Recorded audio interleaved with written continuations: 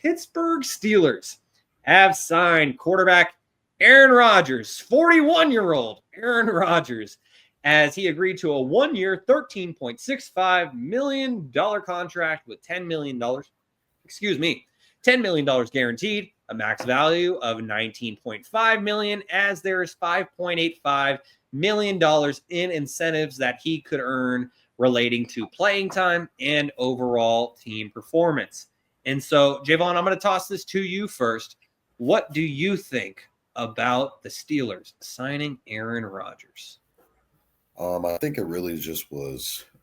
It wasn't a matter of if, it was a matter of when. I think that's just what they were kind of banking on, not really drafting a quarterback. I mean, they did draft Will Howard, but that was just kind of just a formality of we need something better than Mason Rudolph. And I think that's kind of what it went into.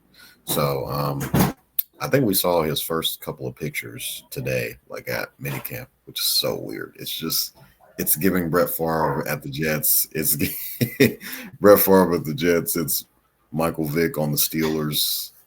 It just doesn't look right. I do think that they're going to be better. I think he's better than Russell Wilson. I think he's better than Justin Fields. I think he's better than Mason Rudolph. Duck Hodges. Always like to go back to the Duck Hodges. I do think they're better. How much better are they going to be? He's 41 years old. He's year 2 removed off an Achilles injury. He has one good receiver in DK Metcalf. I think DK Metcalf's pretty good. His route tree isn't. He's more of a deep ball, one-on-one type of. He's a big catch, big play type of receiver. I don't know what is their offense going to look like. Najee Harris is gone, so I think it's the Tyler Warren show there. This team is predominantly, historically, been built off of defense, and their best defensive player is holding out for more money. So TJ Watt's not on the field. They're going to be MIA. He wants he saw what Myles Garrett got. He's like, I at least got to get 42, 45. So I do like the contract that they got him on. I think it's $13 million, could be worth up to about like 19, almost $20 million. So they got him for a good price. I mean, they had Russell Wilson playing for $1 million last year. So the Steelers are trying to get the bang for their buck. But they usually pay to play when it comes to defense. On the offensive side, not in recent times. I mean, there were those times when they obviously had Antonio Brown and they had Le'Veon Bell, and obviously Ben Roethlisberger, but that ship has sailed. So now, I mean, it's been, what was the last time they won a playoff game? It's been like, 5 years? I think Kevin mentioned a couple of podcasts ago. So a decade. Yeah, I was going to say, I think it's longer. It's been a while. They get to the playoffs, though. You can always say, hey, winning record. We got a winning record. We're out here making things happen. So I do think when it comes down to getting to the playoffs, I don't think they have a problem with that. I always think that the Steelers feel like they're always a game away or a quarterback away or a piece away. And they feel like with a 41-year-old Aaron Rodgers, that is the solution. I don't know if it is. Now, I thought, Kevin and I were talking earlier before the podcast.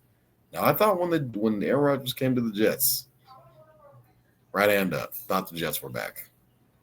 4 plays in, he pops his Achilles. You can't make that up. You literally can't. And then it's kind of just been, how does he look when he's healthy? And last year, it was his first year removed from an Achilles.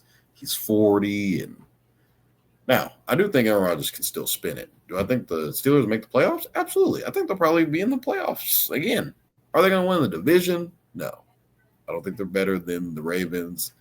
There's the there's the Ravens. You got the Steelers who are always in it. The Bengals are going to be back. So they'll be fighting. That division is always going to be tough. I I think the NFL knew Aaron Rodgers was going to sign with the Steelers, so he's going to play, I think, week 1 against the Jets. So that'll be a good little – get to stick it to him if they get the chance to. So let's just predict. This will be a good clip. How many touchdowns and interceptions do you think Aaron Rodgers would throw for? Let's just say over under 25 touchdowns. Do you think Aaron Rodgers is going to throw over 25 touchdowns? I mean, if DK Metcalf gets 20. I think it's under. I think he throws under 25 touchdowns. Yeah. So this clip could come back to bite us, but the offense, I don't see it. It's just like Aaron Rodgers and it's DK Metcalf, and it's not a lot of – the offense is not really – I could argue his offense in New York with the Jets was better. It's not a debate. Yeah, for sure. And I mean, I don't know what they're hoping for. Sorry. I don't know what the Steelers like. We got Aaron Rodgers, okay, but it's like he needs help. There's a lot of I think they're usually good on the defensive side of the ball, but I think their offense lacks a lot of talent. So maybe I'm out here and I'm screaming at clouds, and Cordell and Gary will come and scream at us in the comments saying, "You don't know ball, the guy we drafted and the undrafted rookie and all this stuff." So we'll see. But I don't really see – I'm just like – I think it was something that was supposed to happen. I'm just kind of over it. So it's not like, wow, Aaron Rodgers is going to the Steelers. It was inevitable. It took too long. Schefter was saying like that Aaron Rodgers was like the Steelers' third choice. Yeah. We'll see where that's a good point. And in regard to just how many touchdowns Aaron Rodgers may throw, as Kevin said, 20 of them could go to DK Metcalf. The only way that he gets over that 25 is if we see a real emergence from another guy, whether if it's the resurrection of Robert Woods, the reemergence of Scotty Miller, or even Roman Wilson from that university up north. Yeah, not even going to mention them because it's not worth it. Yeah, right. But one of those guys, even Ben Skoranek, one of those guys is going to have to emerge greatly because DK is going to probably be doubled every single game. And so one of those guys has to emerge. Otherwise, get open? That's another great question.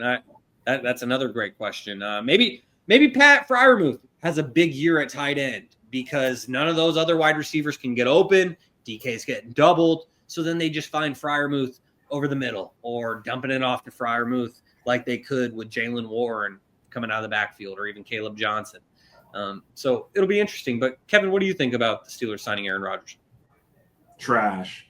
9-8, if that. Fool me once, shame on you. Fool me twice, can't put the blame on you.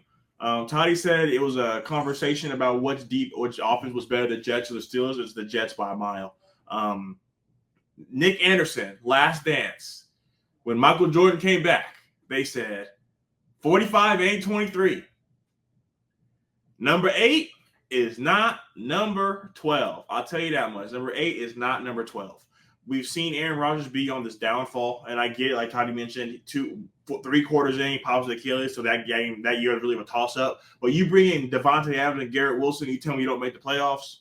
Breece Hall, it's a slap in the face that they didn't make the playoffs. And now this is arguably the worst wide receiver room in the NFL. DK Metcalf, Roman Wilson, Brandon Johnson, Robert Woods, Scotty Miller, and Calvin Austin III. For him to get 25 passing touchdowns, DK needs to get 22. He is no longer that bad man anymore. He's just a man. And he's no longer, like I said, 8's not 12. He's not the 4-time MVP. He's not the Super Bowl champion anymore. He's not the Super Bowl MVP anymore. Toddy just said he was barely better than Russell Wilson. Justin Fields, like that's the conversation we're putting him in now. Like this is our first ballot Hall of Famer that is, since he's left Green Bay, has been on a downhill slope. So you know what, Pittsburgh fans, congratulations. You're still going to be mediocre, but you won't be as bad as the Browns. So I guess that's your calling card every year. You will never be as bad as the Browns. And to pass I it could on go 11 and to 6. pass it on 10 and Shador 7. finish for a year of Aaron Rodgers is stupid as fuck. They could go 11 and 6, 10 and 7. Kept saying 9 and 8, 8 and 9. 9 and 8, 8 or 9. Ooh. If That's that. Well, I will say that when it comes to how Steeler fans are feeling about Aaron Rodgers being on their team, I feel like my friend Keith Joganatis put it I best. love it. Read the text messages, Shaun. So I said, "How are you feeling about that?" He said, "Horrible. Want to jump off the bridge." then he says, "I would have preferred not to have waited all offseason to sign a guy and then allow them to have this jackass hold the franchise hostage based on his decision." I said, "Well, hopefully it works out." He Can says, we run through their schedule real quick? Oh, go ahead, Shaun. We can in just a moment. We also have another segment that just got added last minute that's related to this. But before we get to either of those, I got it because this is just pure comedy. So I said to Keith, "Well, hopefully it works out." He says, "Define workout? Question mark. Super Bowl? Question mark. Not a chance. Third best team in their own division, and I have a reason to believe if the Browns get anything close to a pulse at QB, they finish dead last."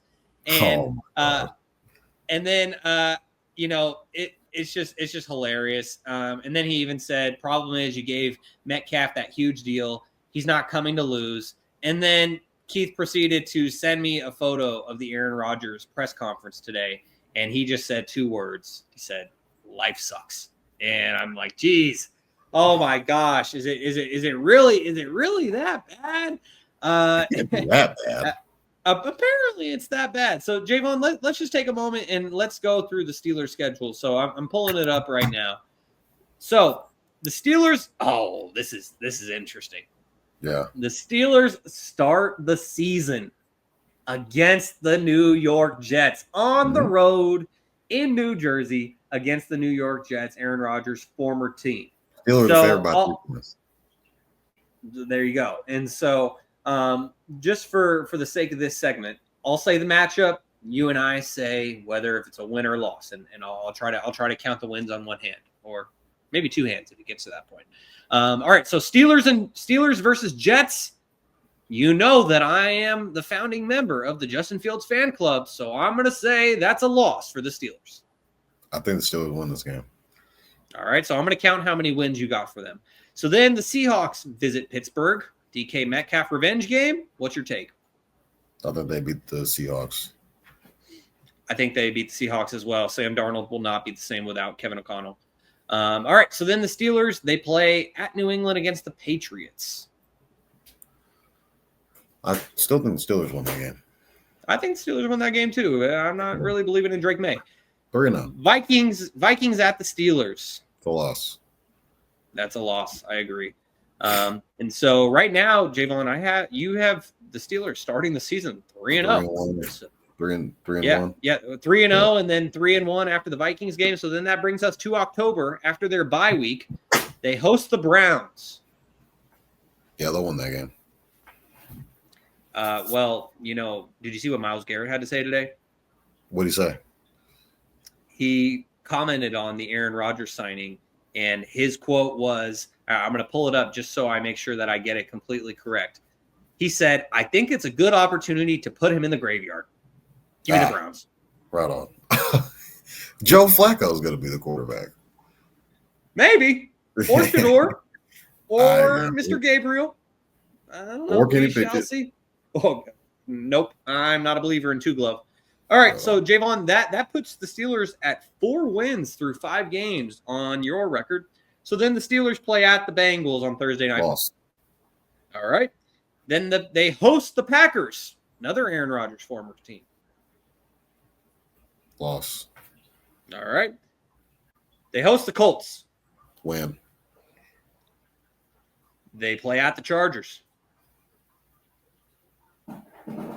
Loss. All right. Then they host the Bengals. Win. All right, so that's 6 wins so far. They play at the Bears, your boy, Caleb Williams. Win that game. They host the Bills. Loss. Play at the Ravens. Loss. They host the Dolphins. Win. Play at the Lions. Loss. At the Browns. Win. Host the Ravens. Win that game. They usually split with the Ravens. Damn! So you got them at 10-8.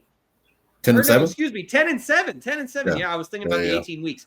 Kevin 10-7.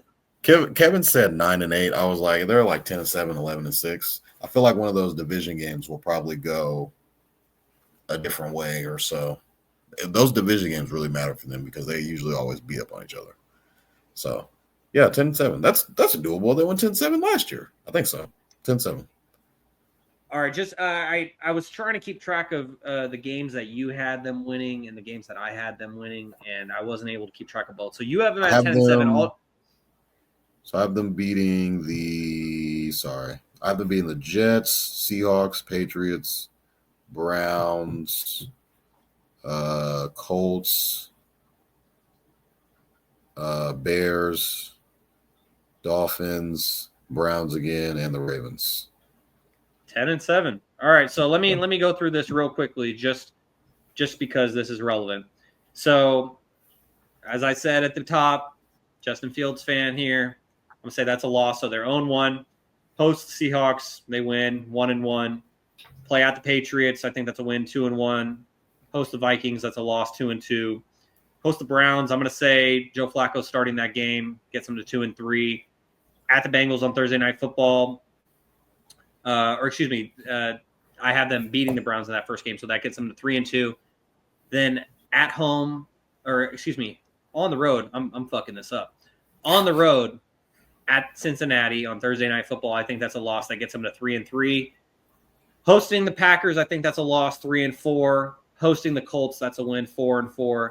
At the Chargers on Sunday Night Football, you know that crowd is going to be all black and yellow.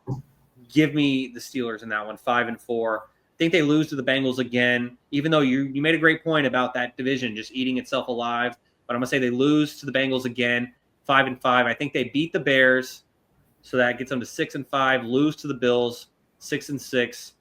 Lose to the Ravens in Baltimore, 6-7. Beat the Dolphins on Monday Night Football, 7-7. Lose on the road at the Lions, that's 7-8.